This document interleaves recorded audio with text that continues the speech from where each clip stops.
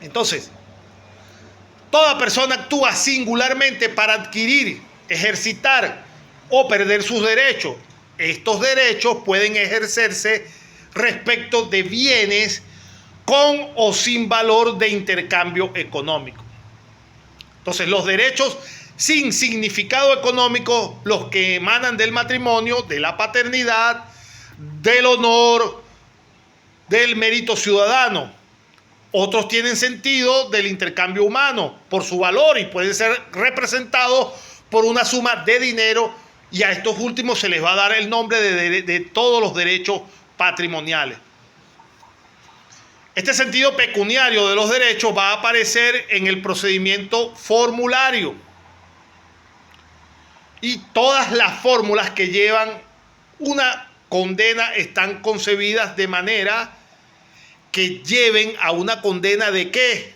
Una condena de estimación pecuniaria. Entonces, si toda persona tiene capacidad para adquirir cualquier clase de bienes, sin embargo, hay cosas que solo pueden ser objeto de un patrimonio determinado. El usufructo solo corresponde a quien, para quien fue constituido, no pudiendo entonces ser adquirido por otro o traspasado.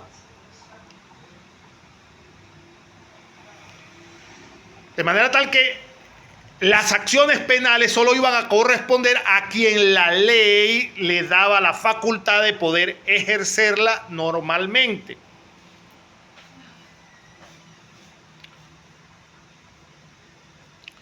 En ese sentido, el patrimonio entonces es el resultado de la actividad de una persona y tiene propia movilidad o energía.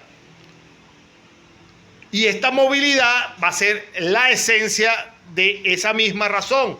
Para no paralizar al patrimonio de los incapaces, estimaron ¿qué cosa? Estimaron que todos esos actos eran válidos cuando les favorecía y eran ineficaces cuando lo perjudicaban.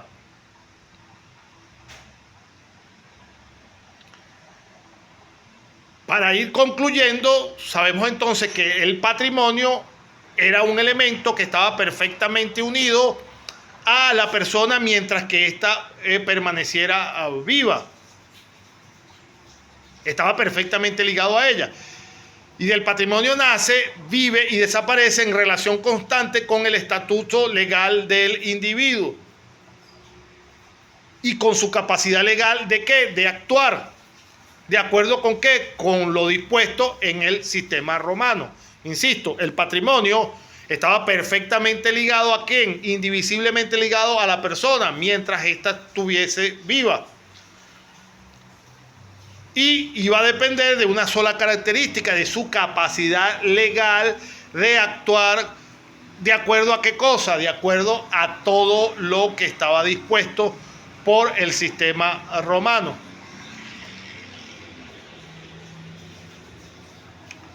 Entonces, en Roma, la constitución del patrimonio no estaba sometida a una legislación en general, sino que cada individuo iba a constituir su patrimonio en la forma como desarrolle y reciba el flujo de los bienes y de sus derechos.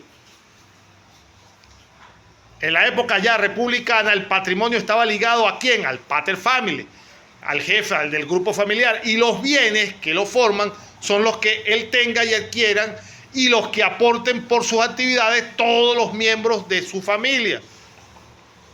Cada cosa que sume los miembros de su familia iban a ser parte de ¿qué? Parte del mismo patrimonio del pater familiae.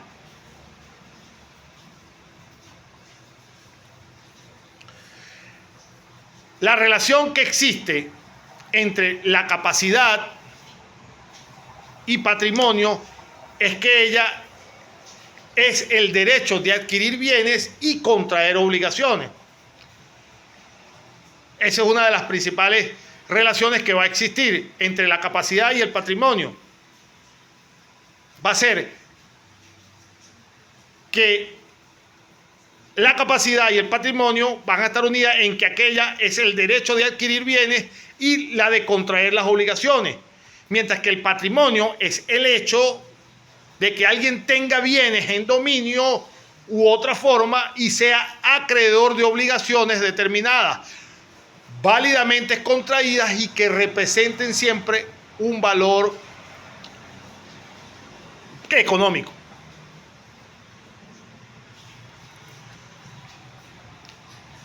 Las circunstancias que de acuerdo a la ley acarrean incapacidad de hecho, como la demencia, la minoridad, la condición de la mujer, la prodigalidad, no van a afectar al patrimonio mismo, sino que solo a las facultades de administración o enajenación de los bienes.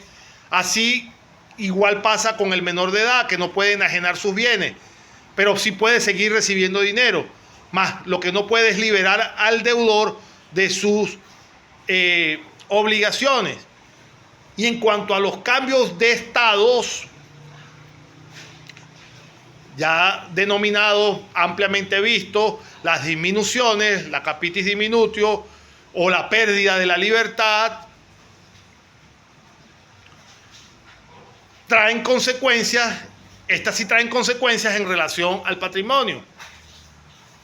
La pérdida de la libertad, por supuesto, extingue ¿qué cosa? La capacidad del sujeto y el derecho y el dominio respecto a ¿qué cosa? Respecto a sus bienes.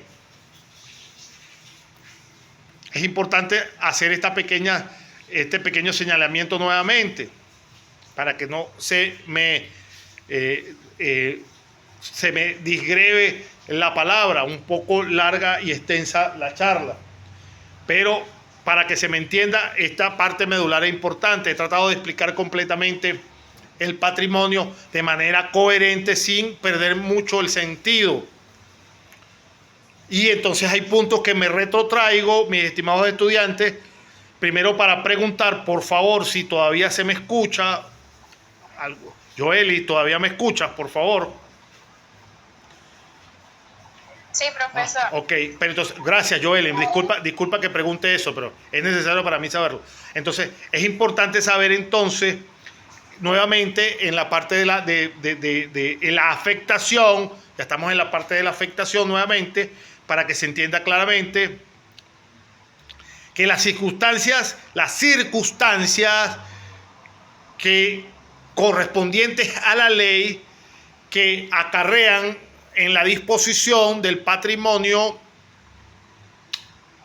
en cuanto a las incapacidades de hecho, como ya las conocemos perfectamente, como la demencia, la minoridad, la condición de ser mujer, la prodigalidad. Estas circunstancias, de acuerdo a la ley, no afectan al patrimonio mismo, no lo afectan, sino que colocan un obstáculo, un impedimento, pero en cuanto a la facultad de administración o enajenación de dichos bienes. Eso debe estar claro.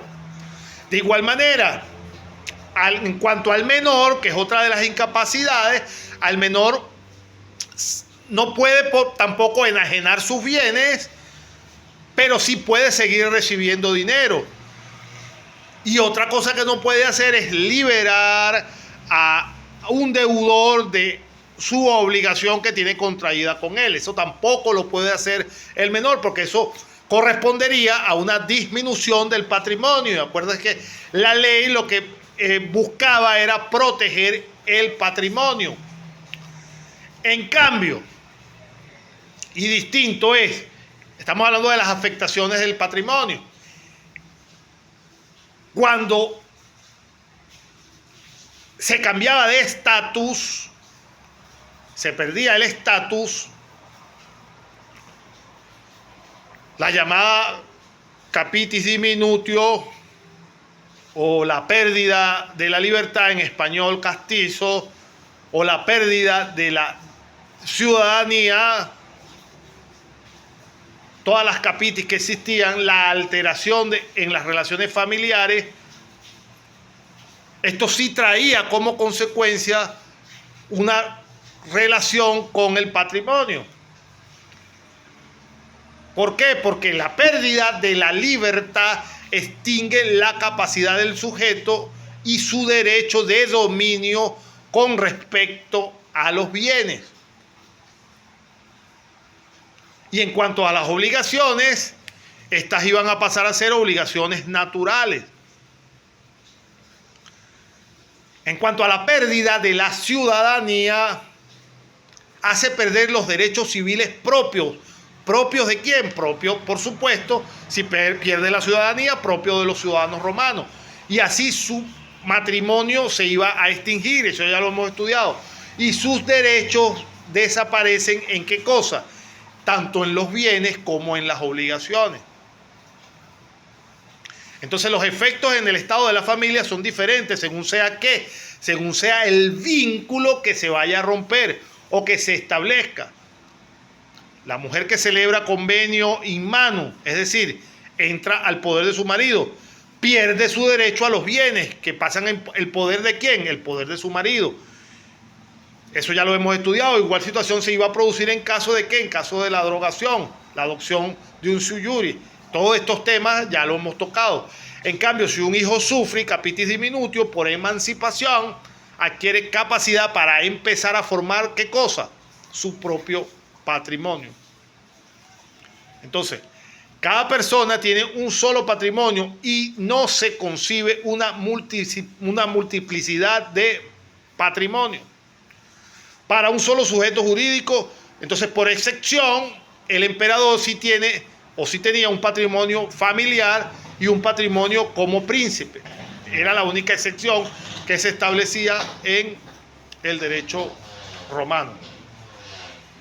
Entonces, al morir una persona, su patrimonio puede, en ciertas circunstancias, conservar su unidad y jugar ciertos roles determinados para mantener los bienes en conjunto. ¿En espera de qué? En espera de la aceptación de la herencia y la absorción del patrimonio del heredero.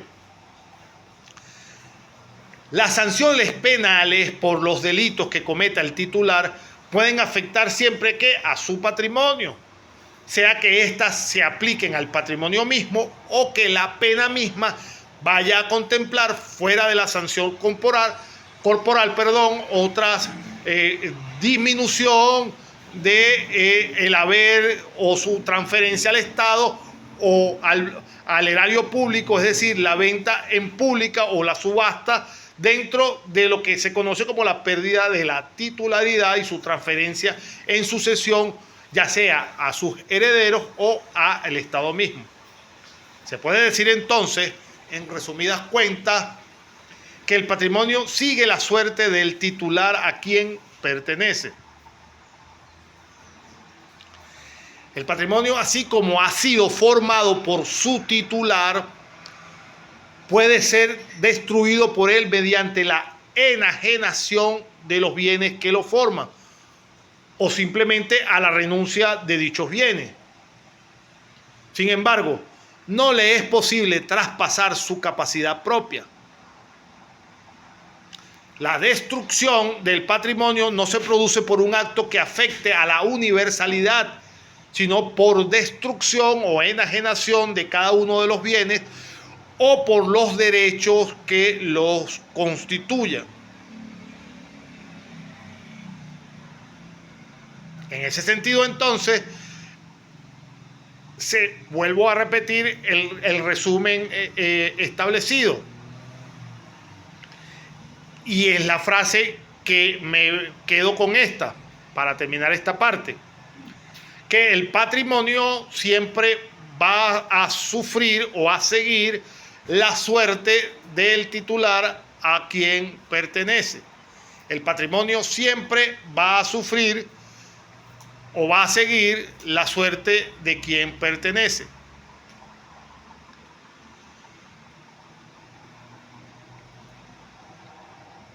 Ahora bien, pasemos a otro punto.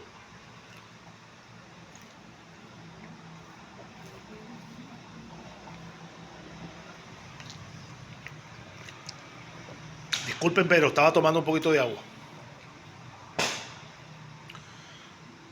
Pasemos a otro punto en el mismo orden del patrimonio, pero en cuanto a su contenido y conformación.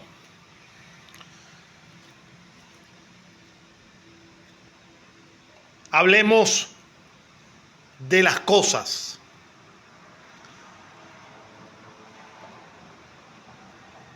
Las cosas se clasifican desde el punto de vista de su incorporación al patrimonio de las personas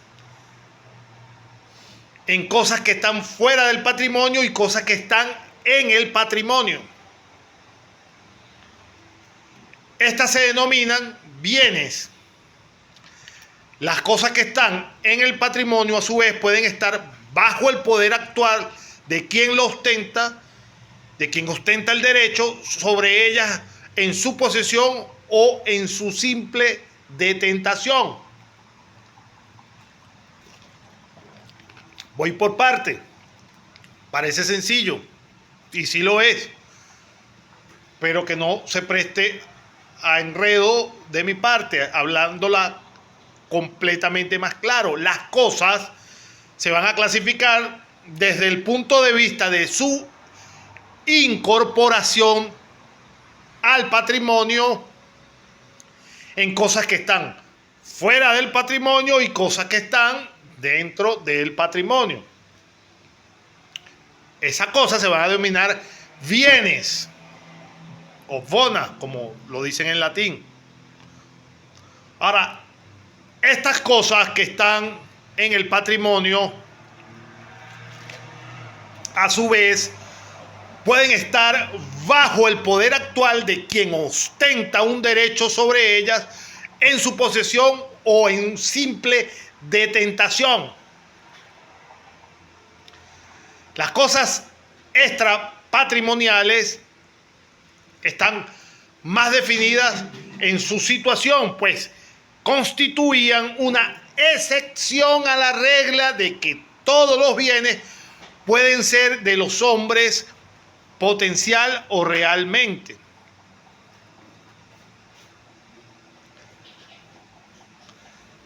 Entonces, debe determinarse dentro de la propia doctrina de los jurisconsultos cuáles son estos últimos bienes que están separados del resto por la imposibilidad de ser objeto de derecho de dominio de los particulares.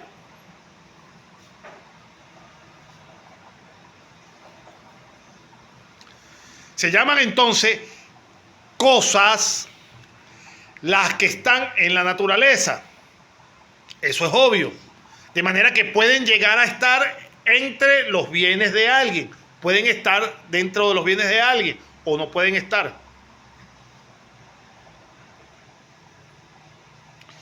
Entonces, a estas cosas se le va a denominar en Roma res, que son las que están entre los bienes o que pueden llegar a estar dentro de los bienes de alguien, pero que están en la naturaleza.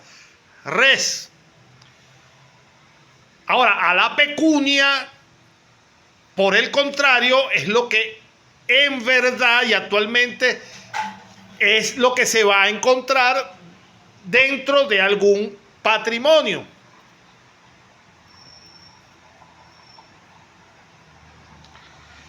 ¿Y qué res o qué cosa van a estar fuera de la posibilidad de formar parte del patrimonio? Las cosas que